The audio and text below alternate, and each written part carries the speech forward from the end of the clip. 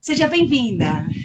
Obrigada, Gra, pelo convite, pelo carinho de sempre e bom dia a todos aí que estão ouvindo a gente. Eu já ouvi que você deu uma boa introdução aí sobre os cosméticos que causam alergia, né? E eu acho super importante chamar a atenção que a gente se preocupa com o cliente, né? Que seria, para mim, paciente, para vocês, cliente, mas vocês têm que pensar que vocês também podem ter alergias, né? O profissional também pode desenvolver alergia pelo contato do cosmético. Até a título de curiosidade, nas escolas francesas, para você se ingressar numa escola de cabeleireiro, muitas vezes você tem que fazer uso de kits de teste alérgico, porque se o cabeleireiro for alérgico, ele não entra, né? Eles têm uma responsabilidade com um profissional tão grande que se ele tiver essa predisposição a desenvolver uma alergia ao produto que ele vai manipular, ele não está capacitado a trabalhar como cabeleireiro, né? Não é interessante isso? Eu acho que essa preocupação não é tanto. Então, todas essas substâncias que podem causar uma sensibilização no decorrer do tempo e causar alergia, tanto pode acontecer com o seu paciente que está ali, com o seu cliente na cadeira, como com você, profissional. E aí tem que estar atento aí aos sinais clínicos que podem aparecer, né? E aí, essa sensibilidade, essa alergia, como você falou, ela é ou por um irritante, ou seja, o alérgeno, o produto que você está trabalhando, ele é tão agressivo que causa uma alteração de barreira e sintomas na pele. Ou com o tempo, fazendo aquele procedimento várias vezes, como é o caso, por exemplo, das tinturas, ou dos alisamentos ácidos, em especial o formol e o glutaral, você pode ir desenvolvendo uma sensibilização. E aí, uma hora, isso tem um quadro mais severo, como aconteceu esse caso de óbito. Graças a Deus, isso é raro. É muito difícil a gente ouvir falar uma pessoa fazendo um processo cosmético, né, ir a óbito. Mas isso pode acontecer. Então, se a gente tomar alguns cuidados, a gente vai com certeza minimizar os riscos, né? Verdade, mas esse caso, eu fiquei sabendo que ela não foi no salão, ela aplicou sozinha. Sozinha ainda é mais perigoso, porque a pessoa que está fazendo em casa, ela ainda não. Exatamente. Né? Só deve proceder num caso desse, doutora, que acontece algo similar. A gente faz uma aplicação de uma coloração, aplicação de algum ativo que pode vir a trazer esse não só um desconforto, mas a gente começa a perceber que a pessoa ela já começou a passar mal, né? O que a gente deve fazer num caso assim? Então, assim, e vocês, só por curiosidade, vocês, assim, dentro do salão, tem uma obrigatoriedade pela Visa de ter algum kit de primeiros socorros, de atendimento ou não? Brasil não, mas em Portugal tem que ter o kit de primeiros socorros. Aqui no Brasil, Uhum. o que eu mais aconselho, né? Por exemplo, na Harris kit de primeiros socorros, a gente implementou há muitos anos isso, né? Porque minha mãe é da área da saúde, então aprendi muita coisa nessa área da saúde graças à minha família e a muitos amigos da área da saúde. Interessante isso, porque o médico ele tem que ter, aí a gente torce para não usar, né? Lógico, para nunca ter nenhum caso e precisar usar. Mas por muito tempo a gente foi obrigado, às vezes, ter dentro do carro para algum primeiro socorro. Não sei se vocês lembram disso. Depois caiu de moda, porque não adianta ter o kit sem saber usar. Então você tem que ter o material e também o treinamento para usar, né? Mas eu acho que é uma campanha, uma bandeira que a gente pode trabalhar, tentar colocar uma conscientização e uma formação dos cabeleireiros no primeiro atendimento. Não só pelo trabalho, mas para a vida, né? Se alguém acontece alguma coisa em casa, ou tá no restaurante, enfim, e acontece alguma situação assim, a gente saber. Mas o que a gente precisa garantir? Primeiro, reconhecer os sinais. Então, geralmente, quando a gente tem um quadro como esse, a gente chama de urticária alérgica, porque o que vai levar a óbito é o angioedema. O que seria o angioedema? O edema da região da glote que vai impedir a pessoa de respirar. E aí a pessoa não respirando, ela vai entrar numa insuficiência respiratória, uma hipooxigenação e pode vir a ter uma perda de consciência, né, por falta de oxigênio. Então, a primeira coisa é tentar entender os sinais. A pessoa vai começar a referir um formigamento de extremidades, falta de ar, vai começar a ter uma respiração cansada, como se fosse um asmático. Começa a respirar, às vezes pode ter uma sudorese, né? E depois que ela vai efetivamente ter uma falta de ar mais importante e desmaiar.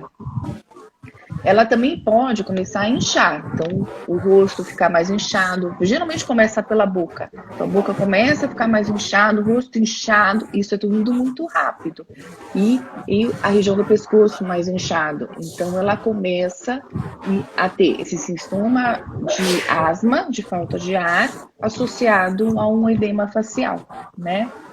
O que você precisa fazer? Primeiro, identificar e já quando isso acontecer, imediatamente remover o produto da cabeça da cliente. Então, olha, acho que você está tendo uma alergia, você necessariamente não precisa ter lá uma adrenalina, nada disso, porque tem que ter uma capacitação, mas pelo menos um antialérgico já dá para essa paciente tomar, para essa cliente tomar, vai para o lavatório e começa a remover o produto do couro cabeludo dela com massagem, e dependendo da evolução, aí já chama um corpo de bombeiros, um pronto atendimento para remover essa paciente.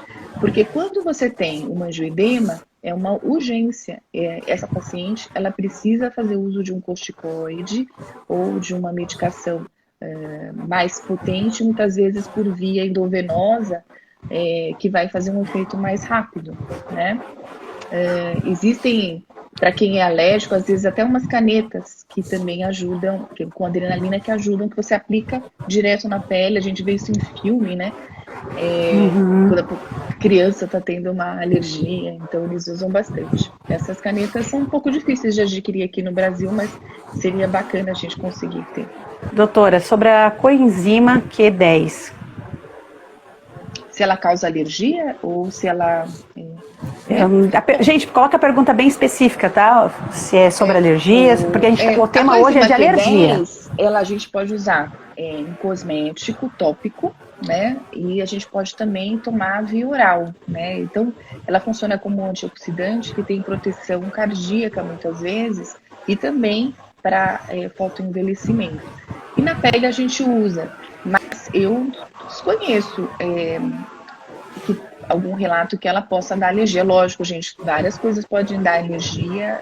Por irritação ela não vai dar, mas alérgico, ou seja, a pessoa sensibilizar com o tempo, pode até acontecer, mas é muito raro. Se é recomendado ter antialérgico no salão? Eu acho que sim. Eu colocaria um antialérgico no kit, né? Porque eu tenho. Tem. Porque uma das alergias que mais a gente vê, que é mais comum, são por irritantes primários. Vocês trabalham com sabões, com shampoos, com produtos muitas vezes mais alcalinos ou mais ácidos, os alisamentos e as próprias tinturas permanentes, né? Que as tinturas permanentes, gente, são as que mais acabam causando as alergias, né? Em especial porque você precisa da amônia, e a amônia muitas vezes ela é irritante. Então, o próprio cabeleireiro ele tem que ter para ele, né? E além dos cuidados de usar proteção individual, usar luva, às vezes máscara, para poder se proteger desses irritantes, né? É o que a gente fala há muito tempo, e eles não usam, acha que é frescura, e enfim, e não é uma coisa, não é Covid, é obrigação nossa, é um EPI de segurança.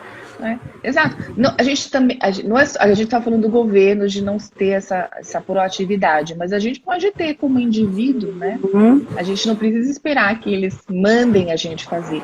A gente pode individualmente fazer e mostrar o quanto isso tem valor e agrega valor no seu espaço. Então, com certeza. Você está lá com o paciente, ele está com alergia, mas você pode tomar esse antialérgico, né? Você oferece, eu acho que até um cuidado a mais que mostra um profissionalismo aí para o seu cliente. Aumenta a fidelização, com certeza. né? Isso até na Hair School a gente tem tudo, sabe? Mas assim, o antialérgico é uma das coisas que a gente tem. Por quê? Porque eu sou muito alérgica, então e aqui em casa mesmo, e já é uma coisa meio que, tipo, se eu tenho, alguém pode ter, e aí geralmente é muito comum assim, né? O que não acontece com a gente não se preocupa com o outro, porque muitas vezes a gente nem sabe que existe aquilo. Mas quando a gente já sabe que existe algo, a gente já tem mais, acaba dando mais atenção. Então, é claro, eu não medico, a regra na Hair School, para quem já esteve presente sabe, eu falo, olha, a gente não pode medicar, você pode vir e se servir na caixinha. Eu deixo a pessoa se servir, ela pega o comprimido, uma forma de te prevenir é sempre ter o hábito também de tirar uma anamnese básica do cliente, né? Então, perguntar, você é alérgico? Você já teve alergia? Algum produto já irritou a sua pele, né? Ou na sua família você tem um histórico de alergia? Porque às vezes ele não sabe, mas ele tem uma predisposição genética ou hereditária de desenvolver, né? E chamar atenção, não sei, você deve ter comentado, mas o que acontece? As alergias por sensibilização, elas são ao longo do tempo. Você vai todo dia entrando em contato, semanalmente, mensalmente, com aquele ativo, e aí você vai desenvolvendo uma sensibilização. Em algumas pessoas que têm uma tendência hereditária, isso é rápido. Ela faz um soldadinho, que a gente chama de linfócito T, que é uma reação que a gente chama reação alérgica do tipo 4. E aí esse linfócito T, ele fica ali ativo, e vai fazendo esse soldadinho, como se fosse um sinalizador. E aí, quando você entra em contato de novo com o produto que sensibilizou, ele vai dando uma sinalização cutânea maior, ou respiratória. Então, cada vez que você vai entrando, essa alergia ela vai potencializando, até o momento que ela é um pouco mais grave. E o que está acontecendo, né, Gra? As pessoas hoje, cada vez mais cedo, estão fazendo uso de cosméticos e de procedimentos, né, no cabeleireiro. Então, eu vejo hoje as amigas do meu filho, que tem 18 anos, já fazendo tonalizações, descolorizações, até os meninos estão fazendo mais, né? Sim. E alisamentos, né? Coisa que a gente só foi fazer bem mais tarde, né? É verdade, então, né? Você começou antes. Eu demorei um pouquinho. Eu já fui ver, era rebeldezinha, o pessoal falava rebelde, né? Falava naquela época que era ovelha negra, rebelde. E às vezes hoje você vê criança fazendo, né? Alguns procedimentos. Os pais mesmo levam, né, os seus filhos. Exato. Então você vai sensibilizando cada vez mais cedo. Então, com certeza, vai ser uma geração que vai desenvolver mais alergias a esses produtos lá na frente. Fora o fato que cada vez mais a indústria cosmética cresce, né? De cabelo, então, é uma coisa absurda, de ativos novos, de outras coisas que estão sendo colocadas aí, né? Procedimentos. Um livrinho básico só de ativos. Pois é. Daqui a um tempo vai tá mais grosso ainda, né? É que aí vai ser só uns computadores, acho que será que vai continuar? Espero que continue tendo livros, mas para a gente manusear, mas tá cada vez menor o uso, né? Estrela, o que precisa ter dentro de uma caixa de primeiros socorros? Eu acho que, assim, pensando no foco alergia, né, a gente teria que ter um antihistamínico oral, e aí esse antihistamínico, tem vários no mercado, mas eu gosto muito daqueles que têm uma ação mais rápida, né? Vou falar sem conflito de interesse, nome de produto comercial, mas o Alectus e o Alegra são produtos que a gente prescreve bastante, porque eles têm uma ação mais rápida, muitas vezes. Você tem que ter um corticoide, né? O carro-chefe seria o nome comercial Meticurtem, que é a prednisona, de 20 miligramas.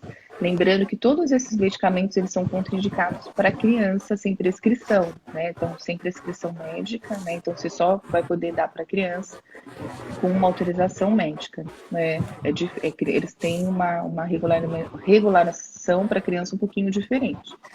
Então, o oral, basicamente, a gente teria essas duas. O dia que a gente tem uma permissão, uma caneta de adrenalina, para esses casos mais severos, seria importante a gente ter, né? Mas é lógico que vai ser difícil a gente ter isso em casa. E tem a questão da validade, né? Tudo que a gente tem, a gente pode ter o kit, mas a gente precisa checar se ele está válido, né? A data de validade. Porque às vezes a gente faz e só vai precisar 10 anos depois e está tudo vencido. Verdade, isso já aconteceu na Hair School, a gente ter produto e a caixinha, não usar, aí quando a gente vai conferir a nossa caixa, porque é uma caixa da empresa, então um monte de produto vencido, a gente teve que jogar tudo fora e comprar tudo novo, por quê? Por não usar, né, por não utilizar. O importante é ter um corticoide tópico, né, então uma pomada de corticoide tópico, a mais usada é a betamidazona, né? Então tem vários nomes comerciais, eu acho que são coisas bem importantes para ter, e um hidratante, né? Um hidratante que dê conforto para essa pele. Na época de Covid, muitas pessoas acabaram comprando, porque se você tem uma falta de ar, você vê a oximetria, ou seja, você vê a quantidade de oxigênio que a pessoa está absorvendo. Então, isso é interessante ter também. E não é caro, um oxímetro por volta de R$100, cento e pouquinho. Exato, barateou bastante. Sim, uma das coisas que eu tenho também dentro do meu kit, doutora, também, ai, tá cara, viu? A luva tá cara. Tá o preço de oxímetro. Tá o preço de oxímetro. Exatamente. Ó, o aparelho para averiguar a pressão é muito importante, porque às vezes a pessoa passa mal no salão, aí, pressão baixa, dá sal, e aí você vai lá e às vezes é um caso contrário, é pressão alta. Então, dentro do nosso kit, tanto aqui no Brasil quanto em Portugal, a gente tem o aparelho para verificar a pressão. Nossa, mas e olha só, eu pensando como cliente, se eu passo mal, o meu cabeleireiro fala, você quer que eu meça a sua pressão e você não precisa nem saber, se hoje tem os aparelhos automáticos, gente, isso é muito legal, você vai valorizar o seu salão. Isso a gente já usou muito na Hair School. Deve ter muitos alunos. Se eu abrir os comentários aqui e falar assim, pessoal que já fez formação, já viu a gente usando? Muitos, porque como a gente tem cursos às vezes de imersão, as pessoas ficam um pouco tensas, nervosas, não dormem direito. Então acaba tendo alguma reação que a gente fica preocupada. Aí a gente vai lá e verifica a pressão. Isso é muito comum, porque a gente não pode correr o risco, né, de achar correr risco dentro da nossa empresa. Eu digo que ninguém deva correr esse risco. Então, é uma coisa tão simples, é um aparelho, não é caro e já ajuda. O oxímetro também, a gente usou muito na minha mãe, né? No caso, quando ela estava, praticamente vamos falar fase terminal, não gosto de usar esse termo, mas para poder ver essa questão do oxigênio, e era a referência, né? De quando ligar para a ambulância e quando não ligar para a ambulância.